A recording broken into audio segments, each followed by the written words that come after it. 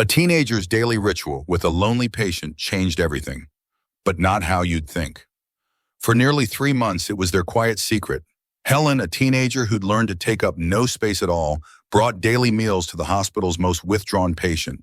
He was a forgotten old man who stared out windows and refused most kindness. Then one Tuesday afternoon, the silence was shattered. Helen arrived at the long-term care wing to find Perry waiting, not slumped in his usual wheelchair, but sitting upright, hands gripping the armrests. The hallway had gone completely still. 3 sharply dressed strangers stood by the door, and behind them a woman whose face Helen knew from album covers and sold-out stadiums. Carol Sandas wasn't there for a photo opportunity. She was looking for Mr. Arnold Perry and the girl who refused to walk past him. A 17-year-old learned that the smallest acts of seeing someone can rewrite an entire legacy. Before I continue with this story, please hit that subscribe button. Share and like this video. By subscribing is the only way you encourage us for bringing this amazing stories to you. Also, tell me in the comments where you are watching from. Now let's begin.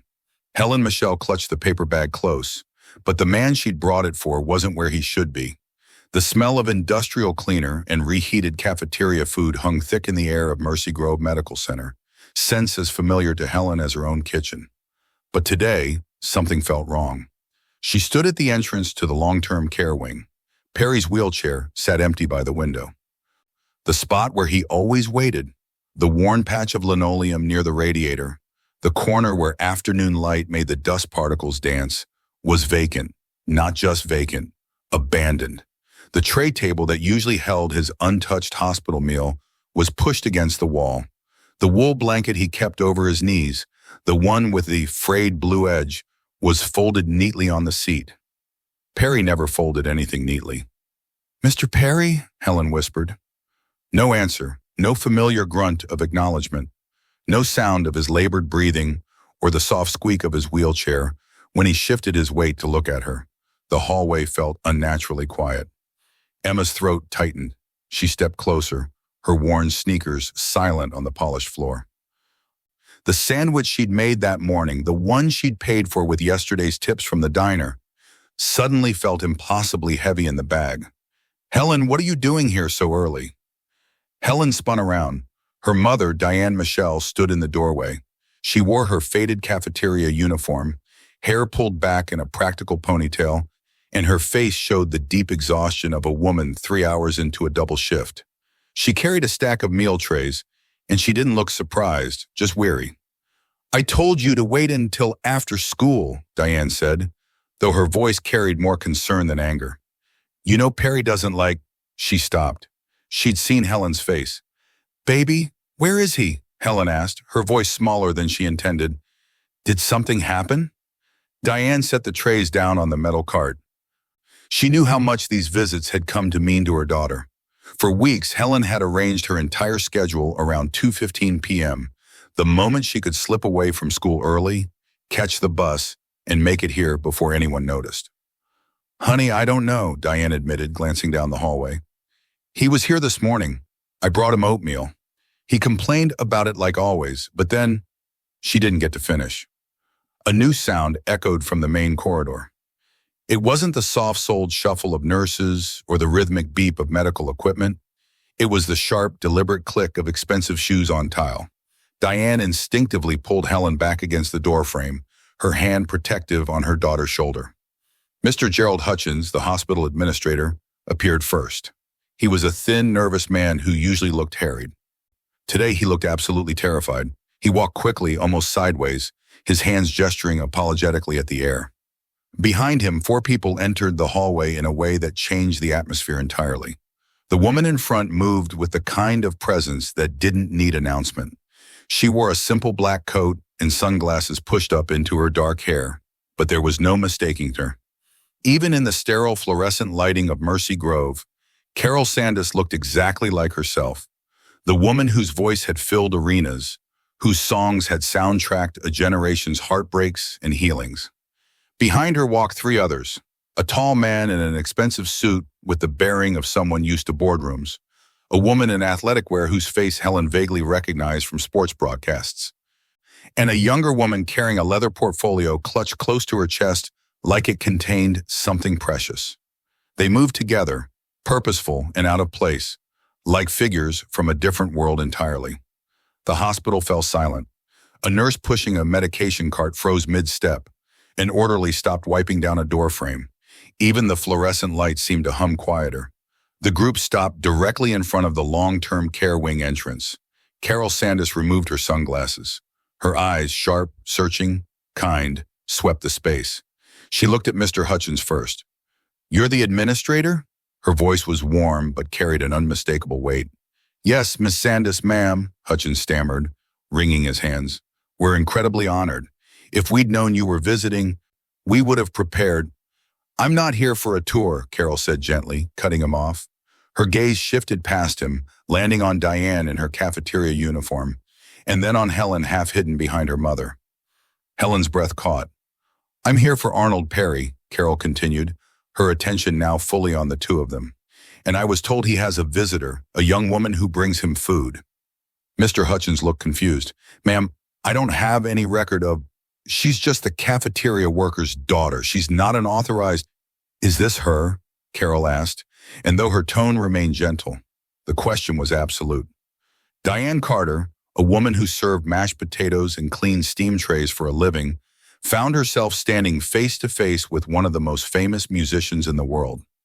Carol's eyes, searching, knowing, looked down at her 17-year-old daughter with the mass of curly hair and the paper bag clutched in both hands.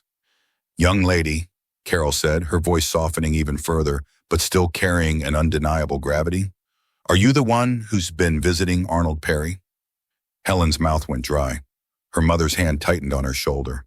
The leather-jacketed woman she recognized from 1,000 magazine covers was waiting for her answer. And somewhere behind all of this, Perry was missing. "Yes, ma'am," Helen finally whispered. "I am." Carol's expression shifted, something between relief and sadness. "Then we need to talk," she said, "because Arnold left very specific instructions, and you're at the center of all of them." 3 months earlier, Mercy Grove Medical Center had been Helen's invisible prison. Not a prison in the cruel sense. Nothing about the tired brick building or its overworked staff was intentionally unkind. But for a girl who'd learned early that survival meant being small, silent, and unnoticed, the long hallways and fluorescent-lit rooms had become the boundaries of her after-school world. Ever since her mother had taken the double shifts, morning cafeteria service and afternoon meal prep, Helen had nowhere else to go. 3 months earlier, Mercy Grove Medical Center had been Helen's invisible prison. Not a prison in the cruel sense. Nothing about the tired brick building or its overworked staff was intentionally unkind. But for a girl who'd learned early that survival meant being small, silent, and unnoticed, the long hallways and fluorescent-lit rooms had become the boundaries of her after-school world. Ever since her mother had taken the double shifts, morning cafeteria service and afternoon meal prep, Helen had nowhere else to go. She'd catch the city bus from Lincoln High at 2, arrive by 3:15, and spend 3 hours doing homework in the break room behind the kitchen, breathing in the perpetual smell of overcooked vegetables and industrial soap. Her mother had 3 rules. Be invisible, don't touch anything, and absolutely, under no circumstances, bother the patients. Helen was good at invisible. The nurses called him Perry the Prickly. The orderlies had a less charitable name. Arnold Perry occupied room 7B in the long-term care wing, a corner spot with a window view he never seemed to enjoy. He was, by all accounts, Mercy Grove's most unpleasant patient. "Don't waste your time," Nurse Patricia had warned a new aide. "Mr. Perry doesn't want company, doesn't want conversation, barely tolerates being fed." Helen had seen him only once in her first 2 weeks, a thin, white-haired man slumped in a wheelchair, staring out the window like he was waiting for something that would never arrive. His lunch tray sat untouched on the table beside him, the food going cold and gelatinous under the harsh lighting. She might never have spoken to him at all, if not for the sandwich. It was a Thursday. Helen had been sitting in the break room, trying to finish an essay on her mother's overturned supply crate, when she heard the crash from down the hall. She peeked out to see an aide backing away from room 7B, a food tray upended on the floor, mashed potatoes spreading across the linoleum like gray paste. "I was just trying to help him cut it," the aide said, voice shaking. "He doesn't want help," another nurse muttered.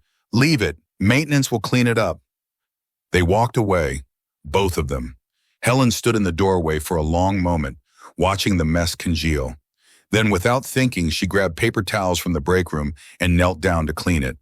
That's when she heard his voice. You don't work here. Helen looked up. Perry was watching her from his wheelchair, his sharp blue eyes taking her in with an expression somewhere between suspicion and surprise. No, sir, Helen said quietly.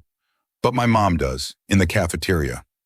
Then why are you cleaning up after me? Helen didn't have a good answer. She just shrugged and kept wiping. Perry watched her for another moment, then looked away. The mashed potatoes are always lumpy, like paste, and they put pepper on everything. I hate pepper. I'll remember that, Helen said. She didn't know why she said it. She had no reason to remember anything about this man. But the next day, she brought him half her sandwich, turkey, no pepper. She left it on his tray table without a word and disappeared before he could object. The day after that, she brought soup from the diner where she worked weekends. She'd paid for it with her own tips. By the third week, it had become routine. Helen would slip into room 7B at 2:15, set down whatever she'd brought, and sit in the vinyl chair by the window. Sometimes Perry talked, sometimes he didn't. She never pushed. You like music? He asked one afternoon, gesturing at her headphones. Sometimes, mostly old stuff.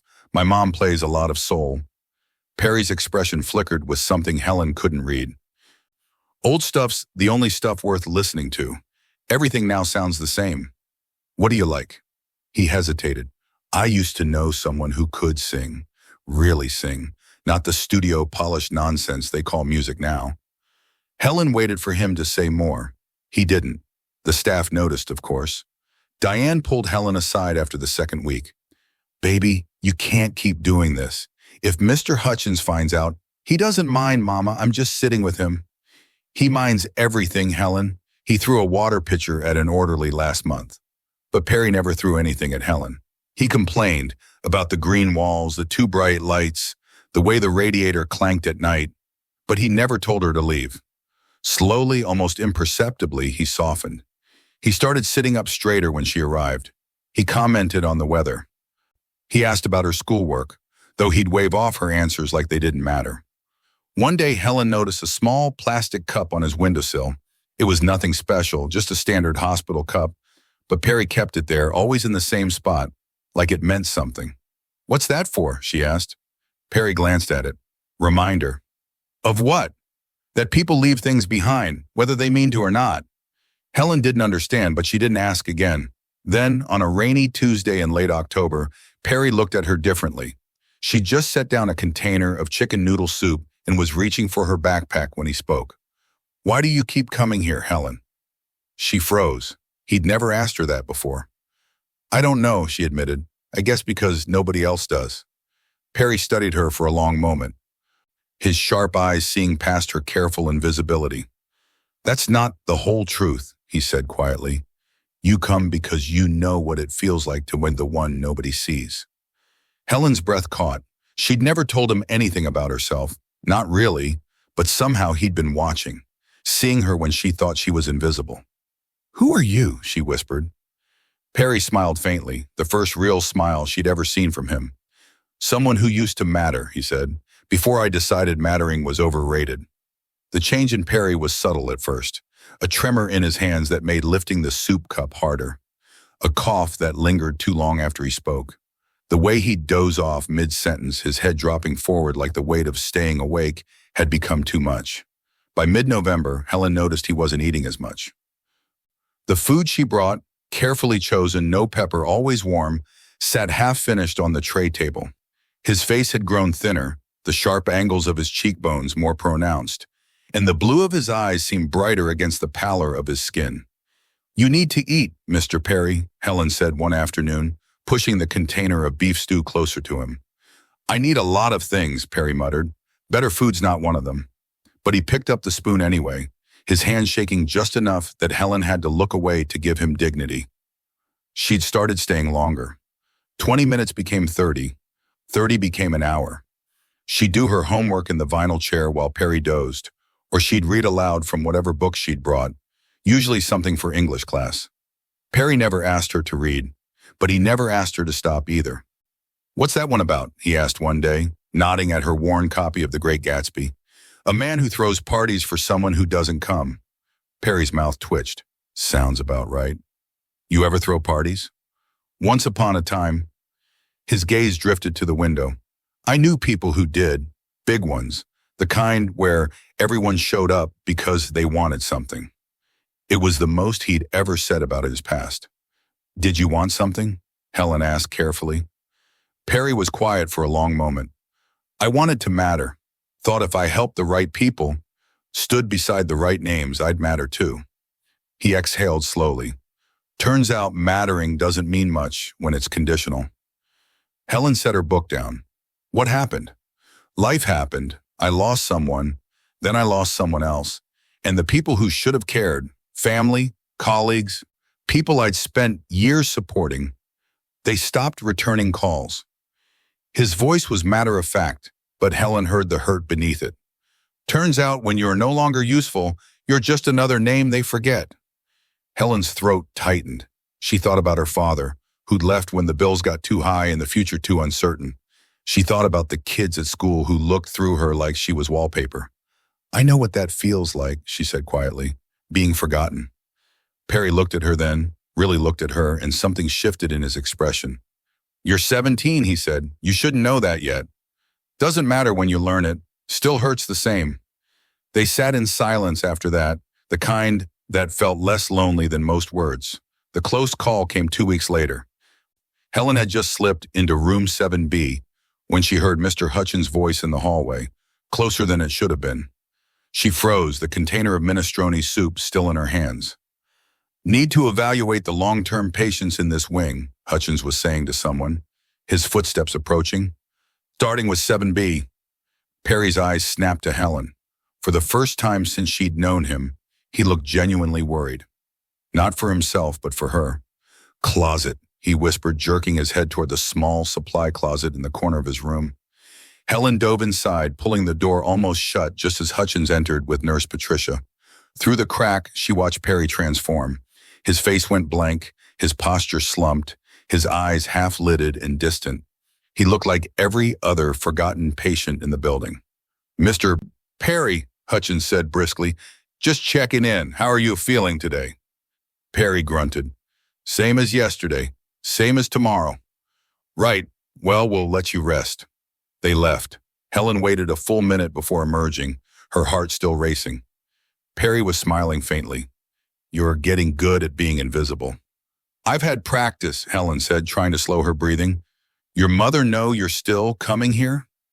Helen hesitated. "She knows. She doesn't like it, but she knows. She's scared you'll get in trouble.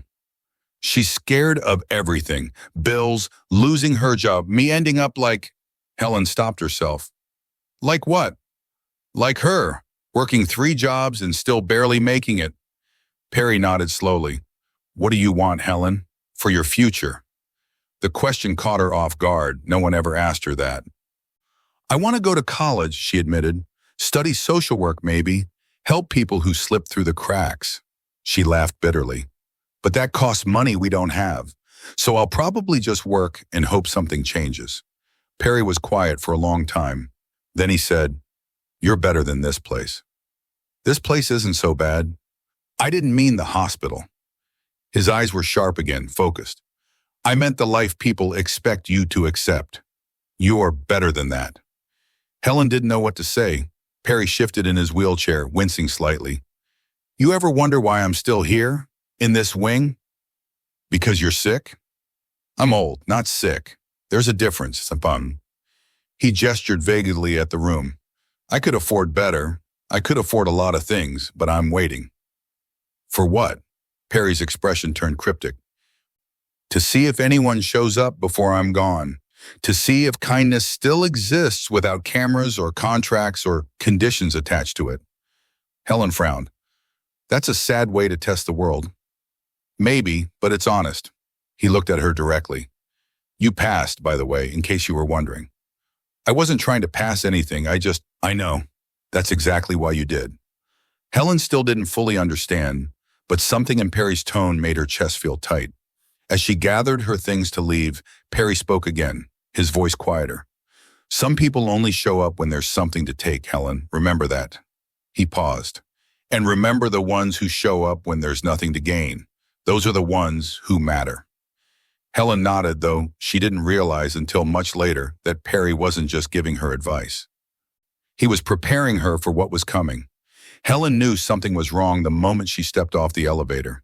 The long-term care wing was never loud, but today it was silent in a way that felt intentional.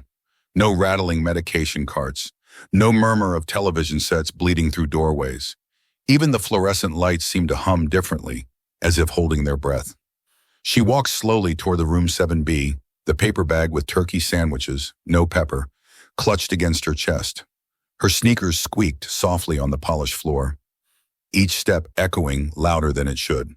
When she reached Perry's room, she stopped. The door was open wider than usual, and Perry wasn't in his wheelchair by the window. He was sitting in the vinyl visitor's chair, the one Helen usually occupied. He wore a button-down shirt she'd never seen before, pale blue, pressed, clean. His hair was combed, his hands, usually trembling, rested steady on the armrests. He looked like a man waiting for something inevitable. "Mr. Perry?" Helen said softly. Perry's eyes met hers, and for the first time in 3 months, Helen saw something she'd never seen before. Fear. Not fear of dying, fear of being seen. "Helen," he said quietly, "you shouldn't be here today." "What's wrong? Are you—" "I'm fine." He exhaled slowly.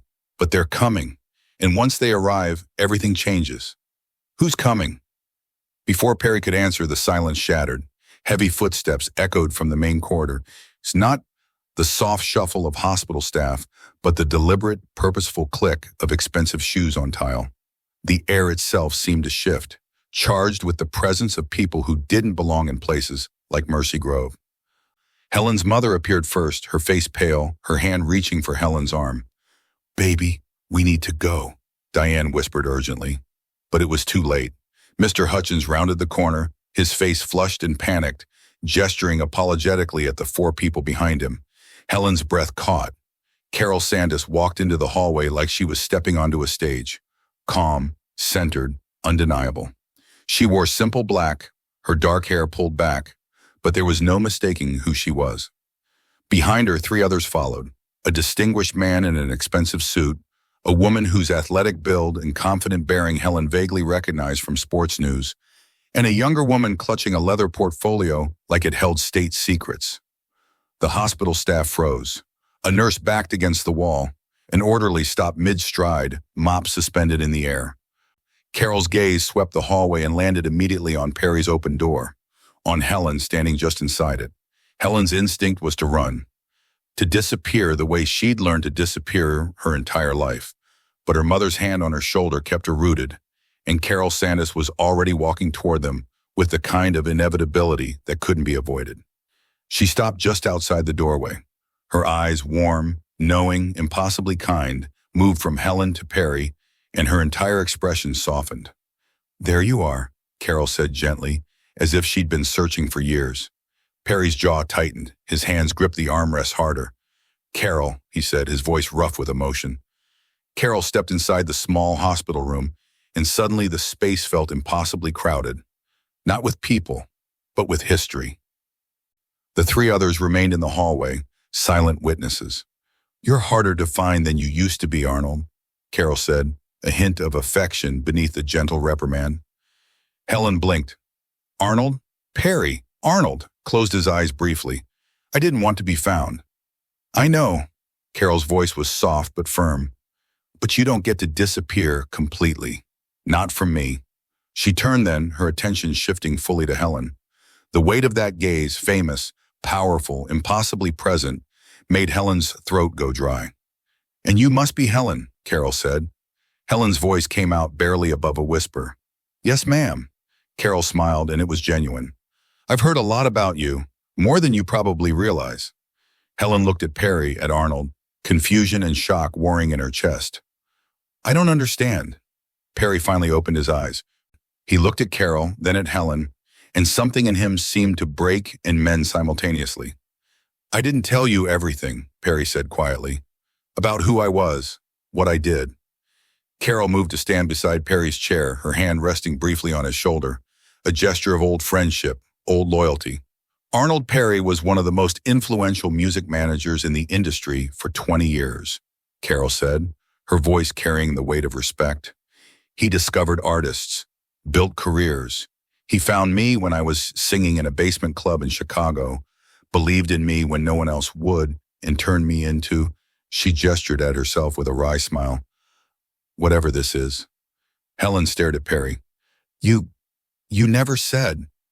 Because it didn't matter anymore, Perry said. I walked away. After my wife died, after my daughter. His voice cracked. He stopped, composing himself. I didn't want to be that person anymore. The person everyone wanted something from. The man in the expensive suit stepped into the doorway. Mr. Perry managed 17 platinum artists. He shaped the sound of a generation. And when he retired, he did it so completely that people assumed he'd died. Marcus handles my estate, Perry said flatly. Or what's left of it. Carol crouched down so she was eye level with Perry. You can't just erase yourself, Arnold. People still need you. I still need... She stopped herself, glancing at Helen. We came because you called. You said it was time. Perry nodded slowly. It is. Helen felt like the floor was tilting beneath her. Time for what? Perry looked at her directly, his sharp blue eyes clearer than she'd ever seen them. Time to make sure what I built actually means something, and he said. Time to make sure my legacy isn't just names on album covers, but something that lasts, something real. Carol stood, her expression shifting to something more serious. Arnold established a trust 3 weeks ago. He's been preparing for this. Preparing for what? Helen asked, her voice shaking. The woman with the portfolio stepped forward. Mr. Perry has made certain legal arrangements, irrevocable ones, and you, Helen Michelle, are named as the primary beneficiary. The words didn't make sense. Helen looked at her mother, whose face had gone pale.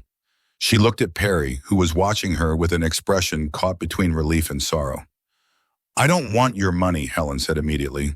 I know, Perry said softly. That's exactly why you're getting it. Carol's voice was gentle but firm. It's not just money, Helen. It's a foundation, a program. Arnold's last act isn't about leaving wealth. It's about leaving proof that kindness matters more than fame. Helen's legs felt weak. She sank into the wheelchair Perry had abandoned, her mind racing. I just brought you sandwiches, she whispered. Perry smiled, weighed in knowing. You brought me a reason to believe people could still care without expecting anything in return. That's worth more than you know. Helen looked up at him, tears stinging her eyes. What did you do, Mr. Perry? Perry reached out, his hand trembling again, and squeezed her shoulder. I made sure that when I'm gone, he said quietly, the world remembers that the girl who saw me when no one else did deserves to be seen too. And in that moment, Helen realized that everything, every sandwich, every conversation, every quiet afternoon had been leading to this. Perry hadn't just been waiting to die. He'd been waiting to make sure his life meant something beyond what he'd lost. The threat arrived within the hour. Helen was still sitting in Perry's wheelchair, her mother's hand on her shoulder, when Mr. Hutchins appeared in the doorway again, this time flanked by 2 people who looked like they'd stepped out of a corporate boardroom. The woman was in her mid-40s, sharply dressed in a charcoal suit, her blonde hair pulled into a severe bun. The man beside her was older, silver-haired, carrying a briefcase that probably cost more than Helen's mother made in a month. Mr. Perry, the woman said, her voice clipped and cold. We need to speak. Now. Perry's entire body tensed. Carol stood, positioning herself slightly between Perry and the newcomers. And you are? Carol asked, her tone pleasant but steely. Vanessa Perry Whitmore, the woman said, Arnold's niece. And this is Richard Stanhope, our family attorney. The air in the room changed. Helen felt her mother's grip tighten. I wasn't aware Arnold had family who cared enough to visit, Carol said evenly. Vanessa's smile was razor thin. We would have visited sooner if we'd known our uncle was being manipulated by...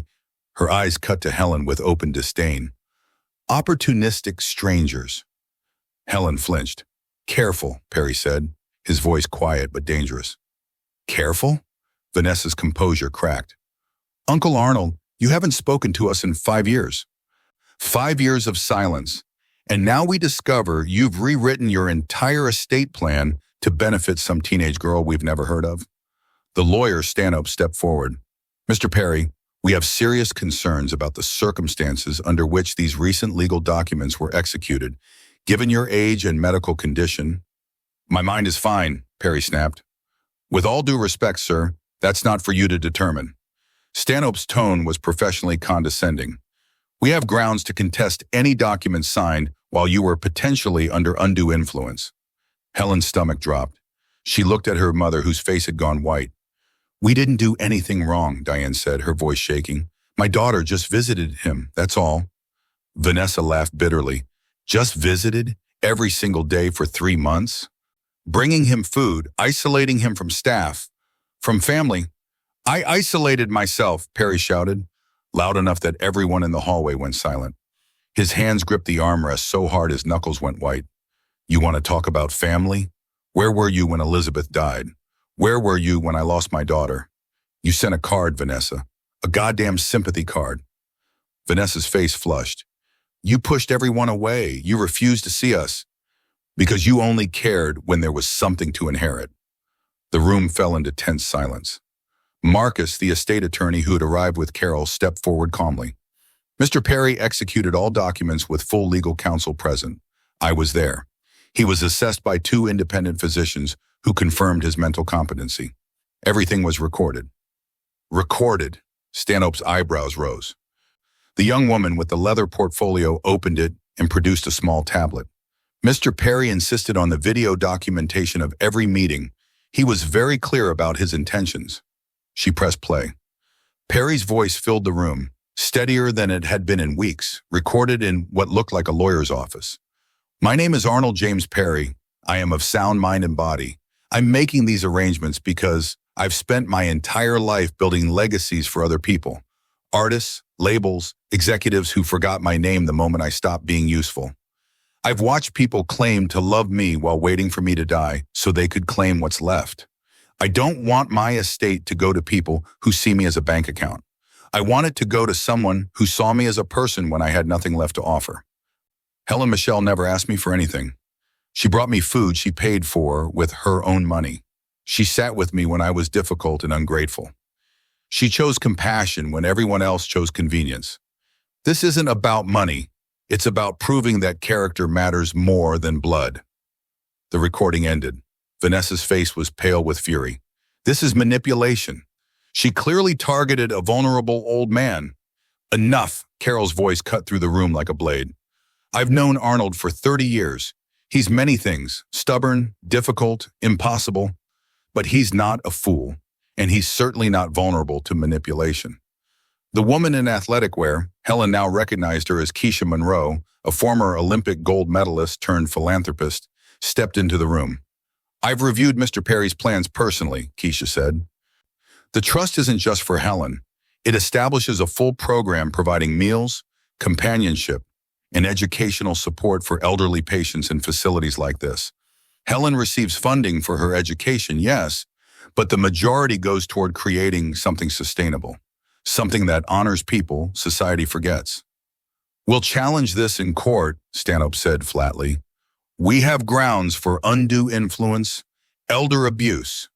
You have nothing, Marcus interrupted calmly. But you're welcome to try. I'll personally enjoy watching you explain to a judge why Mr. Perry's family never visited him once in 5 years, but suddenly appeared hours after discovering they'd been removed from his will. Perry looked directly at Vanessa. His voice was tired but resolute. You want to fight this? Go ahead. Drag it through court. Make it public. Let everyone see exactly what kind of family you are. You're making a mistake, Vanessa said, her voice shaking with anger. The mistake was thinking blood meant loyalty. Perry's gaze shifted to Helen, softening. I finally learned the difference. Vanessa grabbed Stanhope's arm. We're not done here. You'll be hearing from us. They left, their footsteps echoing angrily down the hallway. Helen couldn't breathe. The weight of what had just happened The accusations, the threats, the public battle looming ahead pressed down on her chest. "I don't want this," she whispered. "I can't." "Helen," Perry's voice was gentle. "Look at me." She did. "They're going to come after you. They're going to try to make you feel small, like you don't deserve anything good. Like you took something that wasn't yours." He paused, his blue eyes fierce. "Don't you dare believe them." Carol crouched beside Helen's chair. "This is going to get uglier before it gets better. But you're not alone in this. We're witnesses. We're on record. And we're not going anywhere." Diane pulled Helen close, her voice breaking. "Baby, maybe we should—" "No," Helen said, surprised by the firmness in her own voice. She looked at Perry, at Carol, at the people who'd shown up not because they wanted something, but because they believed something. "No, if Mr. Perry thinks this matters, then we don't walk away." Perry smiled, proud and sad all at once. "That's my girl," he said softly. But as Helen looked at her mother's terrified face, she realized the cost of kindness was about to become far higher than a few sandwiches and stolen afternoons. The people who'd ignored Perry for years were coming for what they believed was theirs, and they weren't going to stop. Perry's health deteriorated rapidly over the next week. The confrontation with Vanessa had taken something out of him, not his resolve, but his remaining strength. The tremor in his hands worsened. His breathing became labored.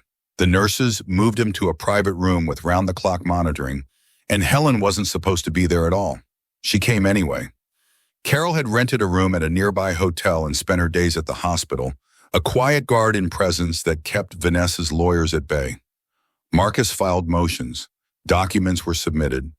The legal machinery churned forward, tired and impersonal. But in room 12C, away from the fighting, Perry was simply dying. "You should be at school," Perry rasped one afternoon. Oxygen tubes running to his nose. "You should stop telling me what to do," Helen replied, settling into the chair beside his bed. Perry smiled faintly. Still stubborn. "Learn from the best." They sat in comfortable silence, the kind they'd perfected over 3 months of stolen afternoons. But today felt different, heavier, like the air itself knew something was ending. "Helen," Perry said finally, "there's something I need you to hear, something I recorded, for when—" He stopped, gathering his breath. "For after." Helen's throat tightened. "You don't have to." "I do." Perry reached for the call button. "Get Carol and Marcus and your mother. It's time." 20 minutes later, they were all gathered in the small room, Carol sitting on the windowsill, Keisha and the portfolio woman, whose name was Simone, standing by the door, Marcus with his tablet, and Diane holding Helen's hand so tightly it hurt. Perry had insisted on sitting up, though the effort cost him. His face was pale, but his eyes were clear. Marcus set up the tablet on the bedside table. "This is the final recording, made a week before Carol arrived. Arnold wanted you all to see it together." He pressed play. Perry's face filled the screen, recorded in better health but still frail. He sat in what looked like Marcus's office, hands folded, voice steady. "If you're watching this, I'm either gone or close to it. And I imagine there are people trying to convince you that Helen Michelle manipulated me, exploited me, took advantage of a dying old man." Perry on the screen paused, a wry smile crossing his face. "Let me make this abundantly clear. Helen didn't take anything from me. She gave me something I thought was gone forever. Proof that people can still be good without cameras, without contracts, without expectation of reward. I've spent my life in an industry built on transactions. Every relationship had terms. Every kindness had a price. When my wife Elizabeth died, the phone calls stopped. When my daughter Sarah passed a year later, the sympathy cards dried up. And when I walked away from the music industry, I became invisible. I chose that invisibility. I tested it. I wanted to see if anyone would care about Arnold Perry the person, not Arnold Perry the manager, the gatekeeper, the man with connections. No one did, until Helen. She didn't know who I was. She didn't want anything from me. She just saw an old man struggling with a food tray and decided that mattered. My niece Vanessa will claim this is about money. It's not. It's about legacy. I don't want to be remembered for the artists I discovered or the deals I made. I want to be remembered for recognizing that the measure of a life is what we do when no one's watching. Helen Michelle watched. She cared. And she never asked for a single thing in return. If you're trying to take this from her, you're proving exactly why she deserves it. The recording ended. The room was silent except for the steady beep of Perry's heart monitor. Perry, the real Perry in the hospital bed, looked at Helen directly. "You gave me something to care about again," he said, his voice barely above a whisper.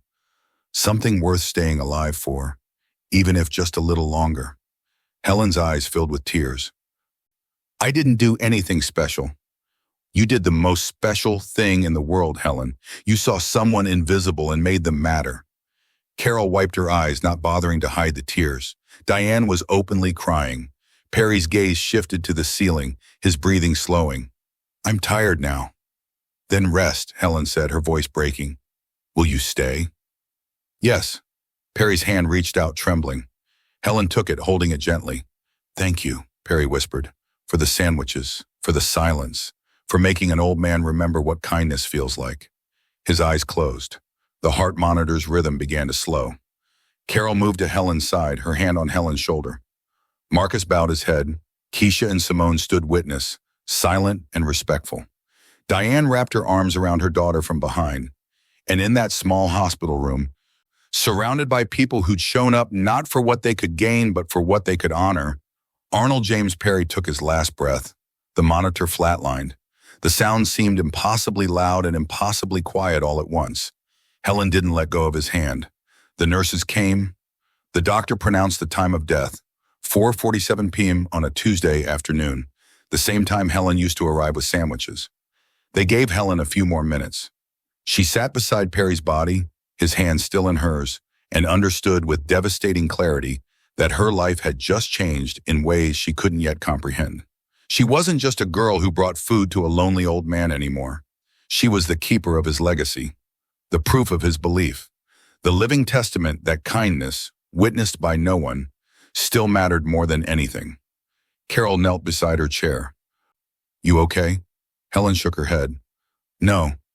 "Good, you shouldn't be." Carol's voice was gentle. "But you will be. And when you are, we'll make sure everything Arnold wanted actually happens." Helen looked at Perry's peaceful face, finally free of pain, finally at rest. "He really believed in me," she whispered. "He did," Carol said, "and now the world's going to see why." Helen stood slowly, letting go of Perry's hand for the last time. Her mother gathered her close. Carol and the others stood in quiet solidarity, and Helen realized that the girl who'd learned to be invisible, who'd perfected the art of taking up no space, had just been thrust into the light, whether she was ready or not. Perry had made sure of it, and there was no going back. 6 months later, Helen stood in the hallway of Mercy Grove Medical Center and barely recognized it. The walls were no longer that institutional pale green that had made everything feel half dead. They'd been repainted a warm cream color. Framed photographs lined the corridor, black and white images of elderly patients, their names in a single word beneath each face: veteran, teacher, mother, carpenter, dreamer, people who'd been invisible, now seen. The Perry Compassion Initiative at Pinkale had transformed the long-term care wing entirely. What had once been a place people were sent to be forgotten was now a place designed to help them be remembered. Helen walked slowly past the photographs, her footsteps no longer tentative. She wore jeans and a simple sweater, her natural hair pulled back, her mother's old work bag slung over her shoulder. But she carried herself differently now. Not invisible, not small, present. "You ready?" Carol's voice came from behind her. Helen turned. Carol Sandas leaned against the wall in her typical understated way. No entourage, no cameras, just a woman in jeans and a blazer who'd become something closer to family than celebrity over the past months. "I think so," Helen said. "You don't have to speak if you don't want to. Keisha can handle it." "No," Helen straightened her shoulders. "Mr. Perry left this for me. I should be the one to open it." Carol smiled, proud. "He'd like that you're nervous. Means you still care about getting it right." They walked together toward the community room at the end of the hall. The legal battle with Vanessa had been ugly, but brief. Once Perry's recordings went public, once the media picked up the story of the teenage girl who'd visited a dying music legend when no one else would, public opinion had shifted decisively. Vanessa's lawyers withdrew quietly, and the Perry estate was settled exactly as Arnold had intended. Helen had started college in the fall, social work, just like she'd told Perry she wanted. The trust covered tuition, housing, books, everything. But more than that, it had funded the initiative, a comprehensive program providing meals, companionship visits, and educational scholarships in memory of patients who died alone. Mercy Grove was the pilot location. Within a year, they planned to expand to 5 more hospitals. The community room was already full. Hospital staff, local volunteers, a few reporters Carol had carefully screened. Helen's mother sat in the front row, her cafeteria uniform replaced by a simple dress, her face glowing with cautious pride. And there, in the center of the room, covered by a white cloth, was the memorial. Helen took her place at the small podium. Her hands shook slightly as she unfolded her notes, but her voice, when she spoke, was steady. 6 months ago, I met a man who changed my life by letting me bring him sandwiches, Helen began. A few people laughed softly. I didn't know he was famous. I didn't know he'd built careers or shaped an industry. I just knew he was alone and that nobody should have to eat bad hospital food by themselves. She paused, looking out at the faces watching her. Arnold Perry taught me that kindness doesn't need an audience, that the most important things we do are the things no one sees. He also taught me that being seen, really seen, is one of the most powerful gifts we can give another person. Helen gestured to the covered memorial. This isn't about him being remembered as a music manager or a philanthropist. It's about him being remembered as someone who believed people matter, even when the world forgets them. She nodded to Marcus, who pulled the cloth away. The plaque was simple, elegant, mounted on the wall beside a comfortable seating area with warm lighting and a small bookshelf. The Arnold Perry Remembrance Space, a place for those who sit with the forgotten in honor of kindness without witness. Below it, a second, smaller plaque, established by Helen Michelle, who showed us that caring costs nothing but means everything. Helen's throat tightened. She hadn't known about the second plaque. Carol stepped beside her, speaking quietly into the microphone. Arnold left specific instructions that Helen be recognized not as a recipient of charity, but as a co-founder of this program, because that's what she is. She didn't just inspire this, she lived it first. The room erupted in applause. Helen's mother was crying. Keisha was smiling. Hospital staff who'd once warned Helen to stay away from Perry now stood and clapped. After the ceremony, after the photographs and handshakes and congratulations, Helen walked alone back to the long-term care wing. Room 7B had been converted into the first Perry Initiative visiting room, comfortable chairs, soft lighting, a small table for sharing meals. She stood in the doorway, remembering Perry in his wheelchair, remembered his sharp blue eyes and sharper words. You gonna stand there all day, or you gonna come in? Helen jumped. An elderly woman sat in one of the new chairs, a hospital gown visible beneath a worn cardigan. Her face was lined and tired, her eyes wary. I'm sorry, Helen said. I didn't mean to disturb you. You're not disturbing nothing. I'm just sitting here. Apparently that's what I do now. The woman's tone was defensive, bitter, exactly the way Perry's had been. Helen recognized that bitterness. It was the sound of someone who'd learned that being invisible hurt less than being disappointed. Helen stepped into the room and set her bag down on the table. I brought sandwiches, she said, turkey, no pepper. I made too many, and I hate wasting food. The woman eyed her suspiciously. Why would you bring me anything? Because you're here. And nobody should eat alone if they don't want to. The woman was quiet for a long moment. Then slowly she reached for the sandwich Helen offered. My name's Dorothy, she said quietly. Helen. She sat down in the chair across from Dorothy. Mind if I stay for a bit? Dorothy shrugged, but her eyes had softened just slightly. Suit yourself. They sat in silence, the kind Perry had taught Helen to be comfortable with. Not empty silence, but the kind that made space for something to grow. Helen thought about Perry, about the plastic cup he'd kept on his windowsill, about the way he'd tested the world to see if kindness still existed. She thought about her own life, the scholarship, the foundation, the future stretching out in front of her with possibilities she'd never imagined. But mostly, she thought about this, that the greatest inheritance wasn't money or fame or recognition. It was knowing that one person, just one, had chosen to see you when the rest of the world looked away, and then choosing every single day to be that person for someone else. Dorothy took another bite of her sandwich. "You gonna come back?" she asked, trying to sound indifferent. Helen smiled. "Yeah," she said, "I'll come back." Outside the window, afternoon light spilled across Mercy Grove's parking lot, illuminating ordinary moments in golden warmth. The world kept turning. People kept forgetting.